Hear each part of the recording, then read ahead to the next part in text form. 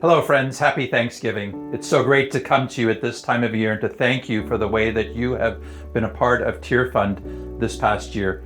You know, as we think about being thankful, there's so many things that we are thankful for here at Tear Fund.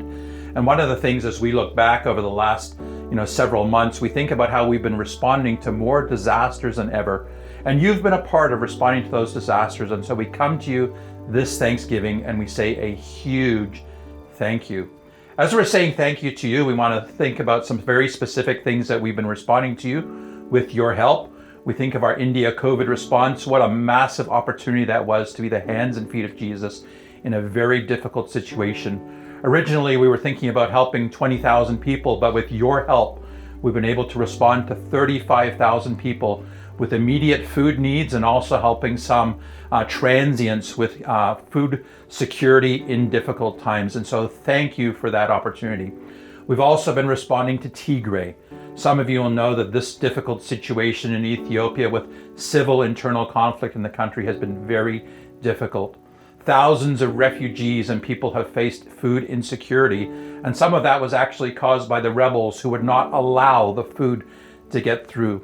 But thanks for your prayers and the prayers of thousands of people around the world. Finally, in recent days, the food has been able to get through to those in greatest need. And so we want to say thank you to you for your prayers, but also for your financial commitment in helping that food to get through. And then we're also thinking about southern Ethiopia, down in the Walaita region. Tear Fund has been working with our partner Terapeza there for many years. But right now there's a drought happening in the region. And so we've been able to respond with food to that area of food insecurity. And so we thank you for being a part of that.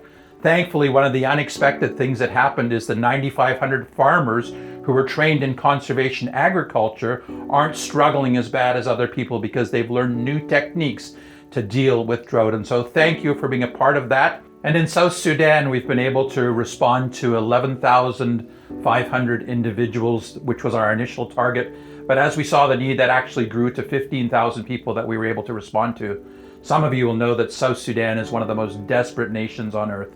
And so we have a deep privilege of working with our partner there to respond with food assistance to those who are most vulnerable. We're thinking of women-headed households, the disabled, and we've also been able to most recently respond to some of the flooding that's taken place there with massive displacement of people.